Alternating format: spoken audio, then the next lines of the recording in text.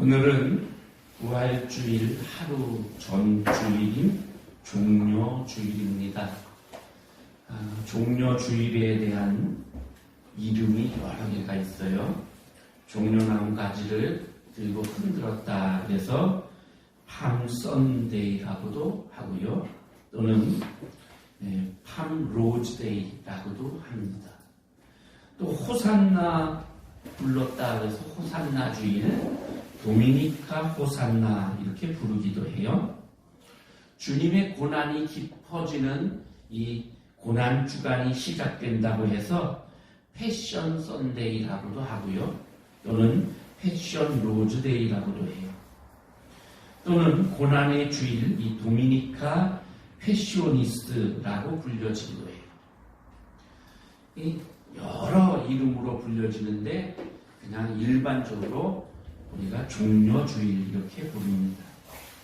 예수님께서 공생애의 마지막 한 주간을 예루살렘에 들어가셔서 예루살렘에서 보내십니다.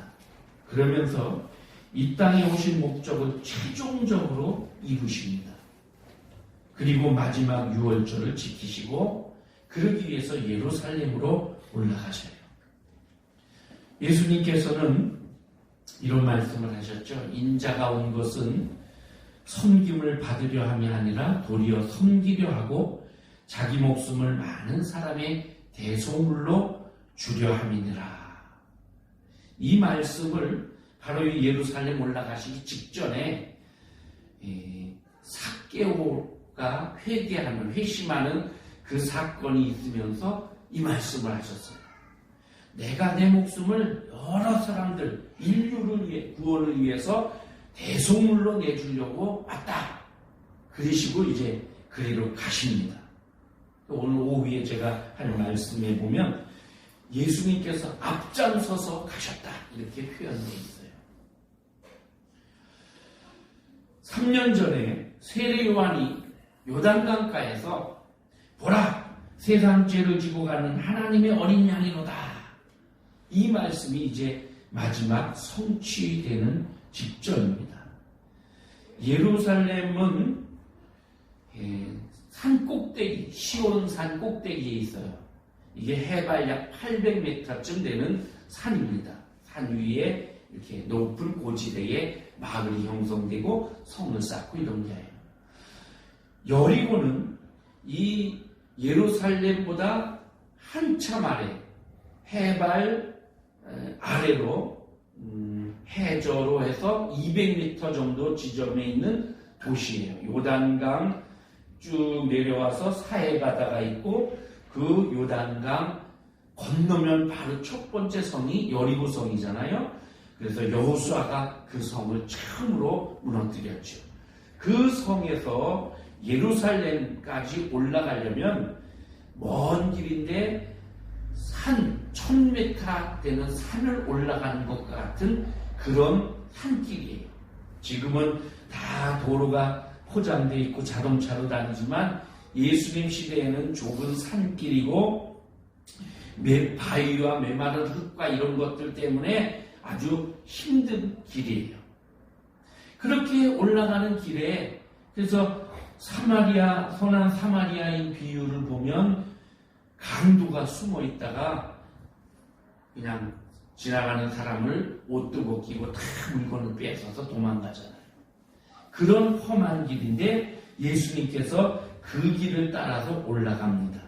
그리고 올라가는 길에 광야가 펼쳐지고 그 광야를 지난 후에 이제 예루살렘 성읍이 보이는데 그 예루살렘 성읍 바로 올라가기 직전에 감람나무가 잔뜩 있는 감람산이 있어요. 그리고 이 감람산 바로 옆에 오늘 말씀에 나오는 벳바게라는 마을이 나와요. 이 벳바게라는 뜻은 무화과 마을이라는 뜻이에요. 그래서 아마도 무화과 나무가 많았던 것 같아요. 산이니까 예루살렘 이 시온 산이니까 산 중턱에 이 벳바게, 그래서 무화과 나무가 많은 그런 지역이 있고 조금 더 올라가서 이제 올리브 나무가 많은 그런 감람산이 있고 이랬던 것 같아요. 이 백박의 지역에 가셔서 예수님이 두 제자에게 말합니다. 저기 시내로 들어가서 그래서 어린 나귀가 매여 있을 테니까 그걸 끌고 와라. 누가 뭐라 그러거든 주께서 쓰시겠다고 해라. 그래서 끌고 오지요. 끌고 와서 이제 그 벳박에서부터 예루살렘까지 그 나귀를 타고 들어가시는 거예요. 그렇게 해서 예루살렘 성으로 들어가니까 그 성 안에 이제 이 6월절 절기를 지키기 위해서 전 세계에서 몰려온 유대인들 그리고 이 그 전국 각지에서 몰려온 유대인들 다 합쳐서 있다가 어린 나귀를 끌고 타고 들어오니까 그러니까 다들 막 놀랬고요. 아 저분이 예수시구나. 그걸 아는 순간에 막 곁에 있는 이 종려나무 가지를 꺾어서 흔들면서 이게 종려나무 가지를 꺾는 게 아니고 사실은 낫으로 베어야 돼요. 너무 이게 크고 튼튼하기 때문에 베어서 그것을 막 흔들면서 호산나 다윗의 자손이여 그러면서 찬송하리로다 이렇게 외치지요. 종려나무를 흔드는 것은 승리자에게 보내는 경의의 표시입니다. 시편 92편에 보면 의인은 종려나무같이 번성하며 이랬어요. 그래서 이 종려나무는 번성함을 의미하고 승리를 의미해요. 솔로몬의 성전을 지을 때에 그 성전 벽에다가 종려나무를 다 이렇게 조각을 했다고 성경은 그렇게 기록을 해요. 요한계시록 7장에 보면 2일 후에 내가 보니 각 나라와 족속과 백성과 방언에서 아무도 능히 셀 수 없는 큰 무리가 나와. 전 세계의 모든 족속과 백성과 모든 언어를 쓰는 사람들 중에 큰 무리가 구원받은 큰 무리예요. 큰 무리가 나와서 흰옷을 입고 손에 종려가지를 들고 보좌 앞과 어린 양 앞에 서서 큰 소리로 외쳐 이르되 구원하심이 보좌에 앉으신 우리 하나님과 어린 양에게 있도다. 이렇게 기록되어 있어요. 그러니까 천국에서 수많은 구원받은 백성들이 보좌에 계신 주님 앞에 종려나무가지를 흔들고 찬양하고 있다라는 겁니다. 이건 상징적인 것이긴 하지만 왕이 지나갈 때, 승리의 장군이 지나갈 때, 로마의 황제가 지나갈 때 흔드는 이 종려가지를 예수님께 흔들어서 환영을 했습니다. 복음서를 잘 읽어보면요, 예수님께서 사역을 하실 때에는 자기 신분을 감추셨어요. 자기 오신 그 사명도 감추셨어요. 그래서 병자들을 고치시고도 아무에게도 얘기하지 마라. 귀신 들린 자를 고치고도 가서 아무에게도 말하지 말라. 이렇게 하셨어요. 제자들에게도 내가 그리스도다 이걸 밝히셔요. 어느 날 그렇게 해놓고도 사람들에게 말하지 마라. 아직 이렇게 얘기를 하셔요. 그렇게 자기의 신분을 잘 드러내지 않던 예수님이신데 이 종려주일에 어린 낙타를 타고 예루살렘 성 안으로 들어가시는 거예요. 자, 그러니까 한번 보세요, 여러분. 아직 사람을 태워보지 않은 어린 나귀가 어른을 등에 태우고 들어가니까 이게 얼마나 불편하겠어요. 막 처음에 말에게 사람이 타려면 말을 길들여야 하는데 이 나귀도 역시 마찬가지죠. 그런데 길들이지 않은 나귀를 타시니까 나귀가 막 반항도 하고 싫어하면서 막 채찍을 치니까 앞으로 가기는 가는데 띠뚱거리면서 이렇게 가니까 어떻게 보면 참 우스꽝스럽기도 하고 어떻게 보면 저게 뭐냐 이러기도 하고 그런데 이렇게 들어가시는 그 모습을 전 예루살렘에 있는 사람들이 거리에서 보고 야 이게 누구냐 이러고 오늘 본문에 외치는 거죠. 그러니까 이는 나사렛에서 나온 선지자 예수다. 아 이분이 그분이냐 하면서 막 입에서 입으로 소문이 나고 이목이 집중되는 거예요. 자 지금 이 시기는 6월절 직전이잖아요. 6월절 절기잖아요. 그래서 모두 다 긴장하고 있어요. 특히 로마 군은 긴장을 해가지고 비상이 걸려 있었을 거예요, 아마. 왜? 이런 축제 때에 어디서 폭동이라도 일어나거나 사고가 터지거나 아니면 유대인들은 좀 강한 민족이기 때문에 독립을 외치면서 막 시위를 하거나 반 로마 그런 행동이 일어나면 큰일이잖아요. 그러니까 모든 군인들이 다 눈에 불을 켜고 지켜보고 있고 이런 시대고요. 또 종교 지도자들은 지도자들대로 이 6월절 절기를 잘 치러야 자기들이 떳떳해지고 자기들 체면이 서요. 그런데 그 앞전에 몇 년 동안, 한 2년 동안 예수라는 자가 나타나서 6월절 때마다 찬물을 끼얹었어요. 막 어떤 때는 자기들을 비판하기도 하고 이러면서 그러니까 이번에도 예수가 나타날까? 몇 번 잡아서 죽이려는 그런 의도는 가지고 있었지만 요번에 오면 요번에 꼭 어떻게 해서 예수를 좀 손을 봐야 되겠다 이런 마음을 가지고 있었단 말이죠. 그런데 예수님이 그럴 때 조용히 다녀가셔도 되고 평소 같으면 그렇게 조용히 다녀가셨을 텐데 예수님이 성으로 들어오면서부터 엉뚱한 퍼포먼스를 하고 있단 말이죠. 자기를 막 드러내고 사람들이 호산나 외치고 제자들이 막 그걸 호응하고 그러니까 예수님이 그것을 막 즐기면서 퍼레이드 하듯이 막 이러면서 지금 예루살렘으로 들어오시는 거예요. 자, 예수님이 이렇게 공개적으로 들어오시니까 그동안에 여러 부분에서 숨겨졌던 사람들이 딱 두 부류로 나뉘어집니다. 한 부류는 예수님을 응원하고 예수님을 따르는 예수님 편과 예수님을 미워하고 시기하고 그래서 회방하는 두 부류로 다 이렇게 나눠져요. 여러분 세상에서도 그래요. 세상에서도 어떤 사건이나 상황에 따라서 내 편과 내 편이 쫙 갈라져요.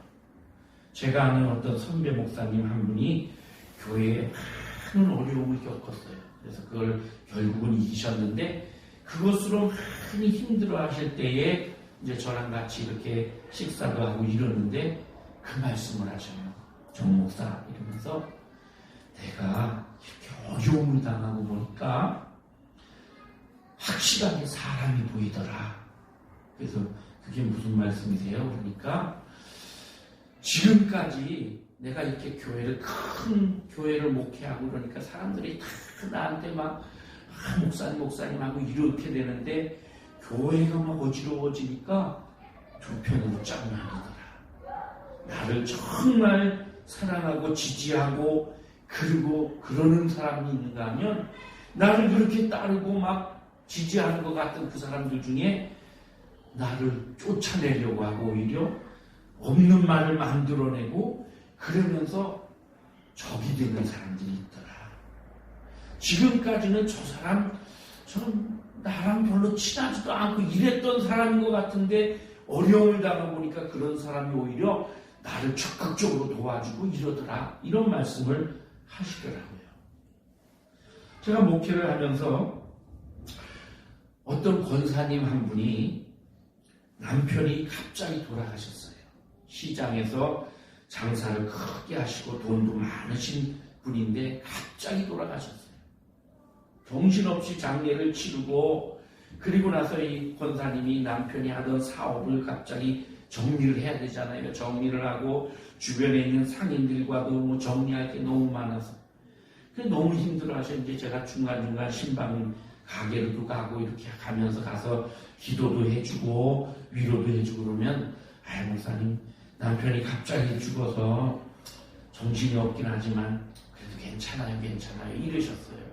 한 두어 달 지난 후에 조용히 목양실로 찾아오셨어요. 그리고 그동안에 있었던 일들을 쭉 얘기를 하시면서 이분도 그런 얘기를 해요. 목사님 갑자기 남편이 하늘나라로 가니까 시장에서 같이 장사하던 수많은 그 장사하던 사람들이 두 부류로 딱 나뉘어지더라는 거예요. 한 부류는 남편을 끝까지 죽었는데도 부인이 자기에게 끝까지 도움을 주고 이렇게 막 위로해주고 이런 부류가 있는가 하면, 또 한편으로는 남편의 돈 때문에, 남편의 지위 때문에 어쩔 수 없이 따라갔고 그랬던 사람들, 남편이 딱 죽고 나니까 얼굴을 싹 바뀌고, 그리고는 그냥 언제 그랬냐는 듯이 쌀쌀하게 할 뿐 아니라, 남편 그 장부에 보면 돈 빌려준 차용증이 있는데도 아니다, 돈 갚았다 이러고 그런 적 없다 이러기도 하고, 오히려 남편한테 내가 돈을 꿔줬다 이러면서 막 그런 사람들이 있더라는 거예요. 그러면서 참 세상이 무서운 걸 느꼈어요 이러시더라고요. 예수님이 종려주일 행차에 쫙 들어가시니까 사람들이 두 부류로 쫙 나눠졌어요. 첫 번째, 예수님에게 고난을 주는 사람들이에요. 지금까지는 이 고난을 주고 예수님 반대하던 자들, 이 사람들도 다 숨어 있었어요. 그런데 예수님께서 때가 되어서, 당신의 때가 되어서 이제 예루살렘에 올라간 내가 십자가에 달려 죽게 될 것이다 하고 그걸 생각하시면서 예수님이 자기의 정체를 드러내며 예루살렘으로 쫙 올라가시니까 지금까지 숨어있던 많은 사람들이 이제 서서히 발톱을 드러내는 거예요. 그 대표적인 인물이 가룟 유다입니다. 가룟 유다는 배신자의 상징적인 인물입니다. 저 서양에서는 유다 같은 사람, 유다 같은 녀석 이렇게 말하면 아주 최악의 인격자라고 이렇게 불려지는 겁니다. 이 가룟 유다는 예수님의 12제자 중에 한 사람이었어요. 그 당시에 유다라는 이름을 쓰는 사람이 많았거든요. 그러니까 거기가 이 사람의 고향이에요. 그래서 가롯 사람 유다, 가롯이 유다 이렇게 불렀어요. 요한복음 13장에 보면 시몬의 아들 가롯 유다 이렇게 돼 있어요. 그러니까 아버지 이름이 시몬이었던 것 같아요. 시몬의 아들 가롯 유다. 근데 예수님의 제자로 뽑혀가지고 같이 어울릴 때 가롯 유다가 돈괴를 맡은 회계를 맡았어요. 여러분 어디서나 돈과 재정을 맡는다는 것은 그만큼 능력이 있다는 것이고 또 성실하다는 의미도 있고 또 그만큼 인정받는다는 의미도 있잖아요. 그러니까 예수님의 제자들 중에 가룟 유다는 그만큼 자질도 뛰어나고 똑똑하기도 했고 믿음직스럽기도 했다는 거예요. 근데 이 가룟 유다가 어느 순간부터 변합니다. 성경을 잘 읽어보면 1년 전 6월절 때쯤부터 변한 것으로 생각이 돼요. 추측입니다. 1년 전 6월절 그 직전에 오병이어의 사건이 있었습니다. 요한복음 6장 그 전후로입니다. 오병이어의 사건이 일어나신 후에 예수님께서 사람들에게 너희들은 내 살과 내 피를 먹어야 된다. 세상의 떡과 세상의 음료를 마시는 것으로는 영생할 수 없다. 이런 말씀을 해요. 이게 좀 어려운 말씀이잖아요. 그러니까 이런 어려운 말씀을 하니까 거기만 떡을 얻어먹었던 수많은 군중들이 야, 이 말은 어려운데 이게 뭔 소리야? 지 살을 뜯어먹으라니 이게 뭔 소리야? 이러면서 다 흩어져 가요. 그리고 예수님을 철저히 따르는 그런 부류들, 제자들이라고 성경에 되어 있는데 제자들만 남아있어요. 그 제자들에게 예수님이 말씀하십니다. 살리는 것은 영이니 육은 무익하니라. 내가 너희에게 이른 말은 영이요 생명이라. 그러나 너희 중에 믿지 아니하는 자들이 있느니라. 그러면서 그 다음 말씀에 이는 예수께서 믿지 아니하는 자들이 누구며 자기를 팔자가 누구인지 처음부터 아심이로라. 그러니까 예수님이 그때 이미 자기를 믿지도 않으면서 감시하려고 또는 여러 가지 이유로 떡을 먹으려고 이렇게 쫓아다니는 사람들이 있다는 것도 아시고 저 유다 저 녀석이 나를 팔 거야 이것도 아셨다는 거예요. 자, 그리고 나서 얼마 조금 있으니까 그 남아있던 제자들도 다 떠났어요. 그리고 12사도만 남았습니다. 예수님께서 다 떠나고 12사도만 있는 걸 보고는 말씀하셔요. 너희도 가려느냐? 그때에 베드로가 말하죠. 영생의 말씀이 주께 있사오니 우리가 네게로 가오리까? 우리가 주는 하나님의 거룩하신 자이신 줄 믿고 알았사옵나이다. 요한복음 6장 68절 이렇게 고백을 합니다. 그러니까 예수님께서 내가 너희를 택하지 아니하였느냐? 내가 너희를 택했다. 그러나 너희 중 한 사람은 마귀니라. 그 자리에서 그렇게 말씀하셔요. 그리고 계속 그 뒤에 보면 이 말씀은 가롯 시몬의 아들 유다를 가리킵니다. 그는 12 중에 하나로 예수를 팔자로라.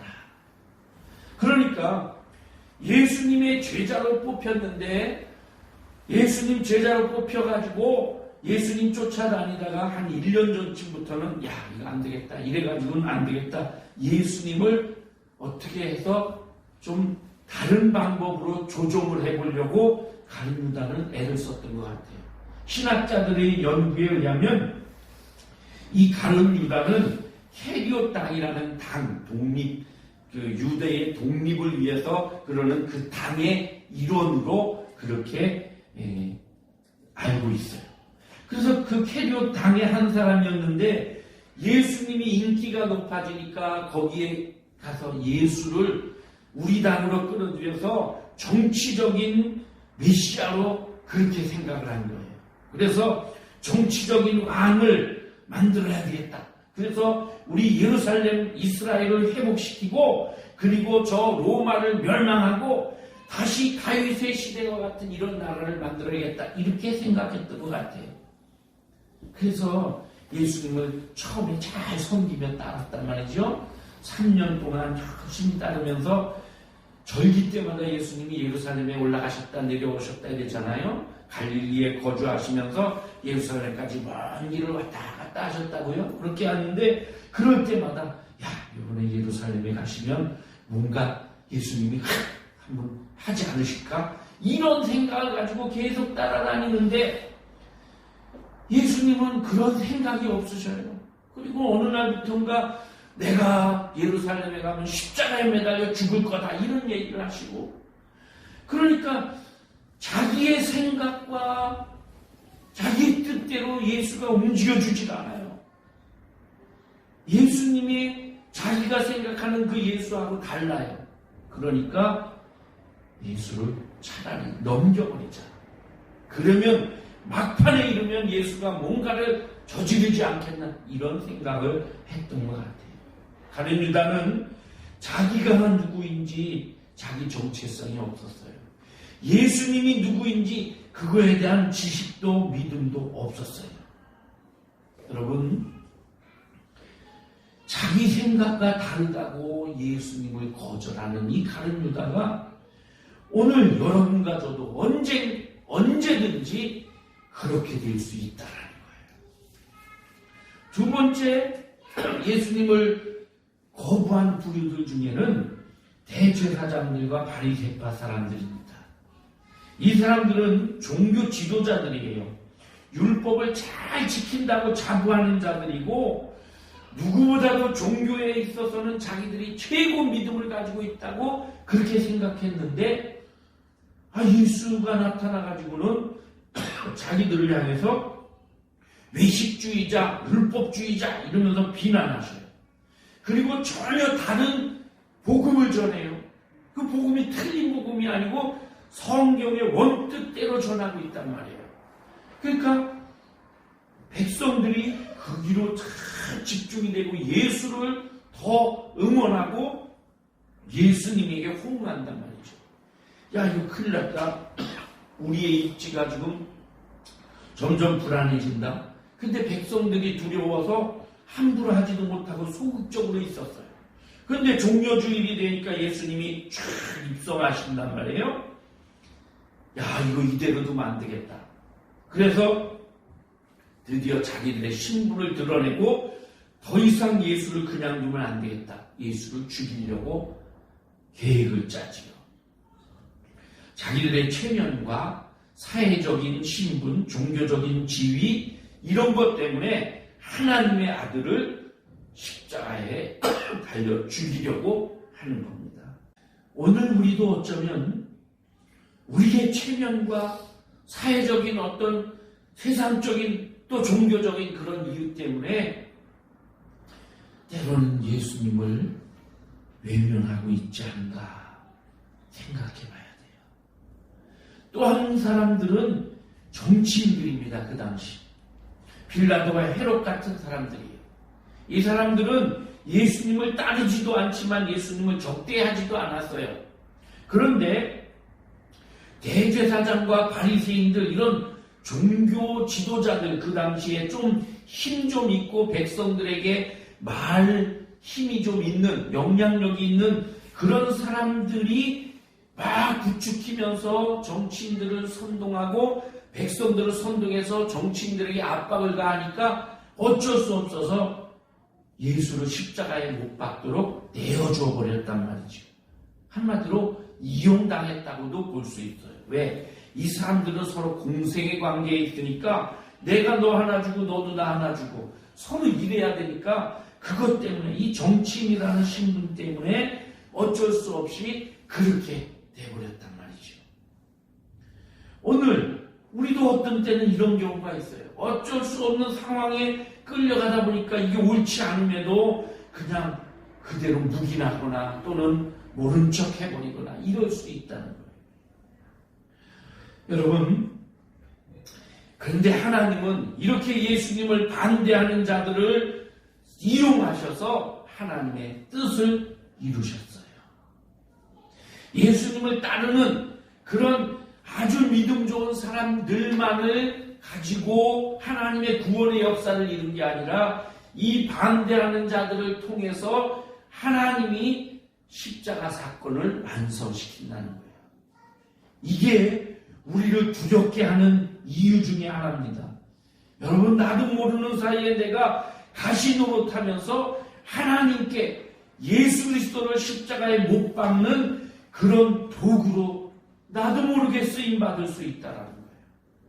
언제라도 지금 내가 예수님 잘 믿고 예수님 잘 따르는 그런 사람인 것 같은데 언제라도 가룟 유다가 될 수 있고 바리새인이 될 수 있고 대제사장이 될 수 있고 정치인들 같이 그렇게 될 수 있다라는 거예요. 그래서 우리 믿음을 항상 돌아봐야 되는 거예요. 그 다음에 두 번째 부류는 예수님께 헌신하는 부류입니다. 예수님이 예루살렘으로 이렇게 입성하니까 예수님을 따르던 사람들이 더 힘이 났어요. 그래서 막 예수님께 더 힘을 북돋아 드립니다. 그 중에 하나가 나귀를 들여 헌신한 사람입니다. 이 사람은 이름도 없어요. 어떻게 해서 그 나귀를 그냥 드리는지, 여러분, 나귀가 아무리 뭐 흔하다 해도 나귀 한 마리 값이 이게 비싸잖아요. 그런데 어미와, 오늘 본문을 보면 어미와 새끼가 같이 갔던 것, 예수님 제자들이 끌고 왔던 것으로 기록이 되어 있어요. 주께서 쓰시겠다 이 말 한마디에 그냥 말없이 준단 말이죠. 자기 이름이 드러나지 않아도 자기에게 어떤 이익이 없어도 그대로 주의 말씀에 순종하는 거예요. 오늘 주님은 어쩌면 이런 사람을 찾고 계신 줄도 모릅니다. 이게 진정한 헌신이지요. 내 이름이 안 나는 곳에는, 아니, 내 이름 안 나오는 건 나 안 해. 내게 유익이 없는 거 나 안 해. 이게 아니고 그저 주님을 위한 것이라면, 내가 할 수 있다면, 할 수 있는 능력이 있고 해야 된다면 말없이 드리고 헌신하는 거예요. 겉옷을 드리는 사람들이 있습니다. 예수님이 입성할 때에 제자들이 겉옷을 벗어서 나귀에게 이렇게 딱 안장으로 딱 앉혀 그렇게 깔았어요. 다른 제자들이 이 겉옷을 쫙 양탄자처럼 쫙 깔고 그렇게 하니까 많은 백성들이 자기 겉옷을 깔아서 예수님 가시는 길을 딱 이렇게 마련을 했어요. 이 겉옷은 자기 신분입니다. 이 겉옷을 통해서 내가 누구라는 것, 이것이 어느 정도 드러나요. 이 겉옷을 드렸다는 것은 내 모든 명예와 내 마음과 내 삶을 드렸다는 거예요. 세 번째 예수님 헌신하는 부류는 찬송하는 이들이었어요.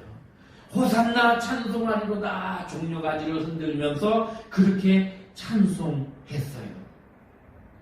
오늘 말씀 읽은 그 이후에 16절로 가보면 성전에 들어가시면서 예수님이 성전을 깨끗하게 하시는 정화를 하시는데 거기에서 아이들이 아무것도 모르는 이 천진난만한 아이들이 막 찬송을 불러요. 호산나 다윗의 자손이여 그렇게 예수님을 향해 막 환영을 해요.